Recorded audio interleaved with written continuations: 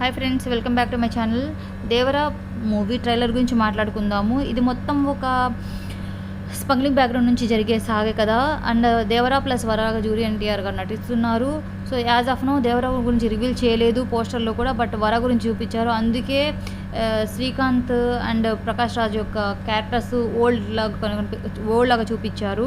Saif Ali ఖాన్కి plus వరాకి జరిగే సన్నివేశాలు, వీళ్ళ అంతర్యుద్ధం లాగా, వీళ్ళు ఫ్రెండ్స్ లాగా ఎలా ఉన్న ఫ్రెండ్స్ తర్వాత వీళ్ళు ఎలా కొట్టుకున్నారు, ఎందుకోసం కొట్టుకున్నారు, అండ్ సైఫ్ అలీ ఖాన్కి నేవీ ఆఫీసర్స్తో జరిగే గొడవ ఏంటి, ఈవెన్ నేవీ ఆఫీసర్ని కాపాడడానికి వర చేసే ప్రయత్నాలు ఏంటి, అండ్ దేవర ఎందుకు సముద్రంలో 2 years నుంచి ఉన్నారు, అండ్ దేవర ఉన్న ప్లేస్లో ఇలాగ స్కెలిటన్స్ ఎందుకు అలా కట్టగట్టి ఉన్నారు, అండ్ కంటైనర్స్ సముద్రంలో ఎవరు పడగొట్టారు, ఇక్కడ జనాలు ఎందుకు బయట నుంచి వస్తున్నారు, సైఫ్ అలీ ఖాన్ ఎందుకు అతన్ని వరాతో గొడవలు జరగడానికి ఎందుకు ఆగాడు, అండ్ ఈవెన్ ఒక ప్లేస్లో ఇతను వర గొడవకి వెళ్తుంటే వాళ్ళ మదర్ వస్తారు. ఈవెన్ మేబీ ఆమె దేవర వైఫ్ అనిపిస్తుంది నాకు.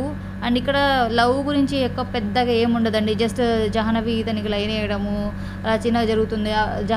జాహ్నవి గురించే దేవర కొంచెం, జాహ్నవి గురించి వర కొంచెం మాట్లాడడము, గొడవలోకి వెళ్ళడం అయితే అనిపిస్తుంది. ఎందుకంటే వీళ్ళ ఫాదర్ రూపం వచ్చింది కానీ రక్తం రాలేదు అనడం, సో దానికి కోపంగా ఇతను ఈ గొడవల్లోకి వెళ్ళాలి అనడము, బయట కనిపించడానికి కొంచెం సైలెంట్గా అనిపించి తర్వాత ఒకేసారి మారి ఆ గూడెం యొక్క ప్రజల్ని ఎలాగా కాపాడుకున్న తర్వాత సైఫ్ అలీ ఖాన్ని ఇతను వర చంపడము, దాని తర్వాత నెక్స్ట్ బాబీ డియోల్ కూడా ఉన్నారు. సో ఇక్కడ సైఫ్ అలీ ఖాన్ చచ్చిపోయిన తర్వాత బాబీ డియోల్కి ఉన్న క్యారెక్టరిస్టిక్స్ ఏంటి, బాబీ డియోల్ ఎగ్జిస్టెన్స్ ఏంటి ఈ మూవీలో అంటే, సెకండ్ హాఫ్లో దేవరని ఇలాగ 2 కత్తులు పట్టుకొని ఇలా చూపిస్తారు కదా, అక్కడ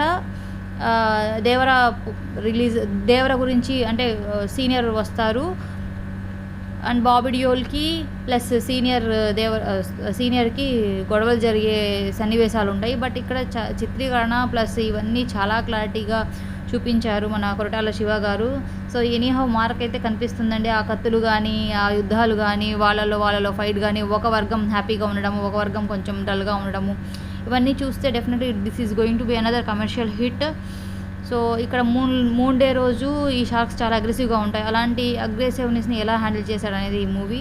so thank you so much for watching Devara.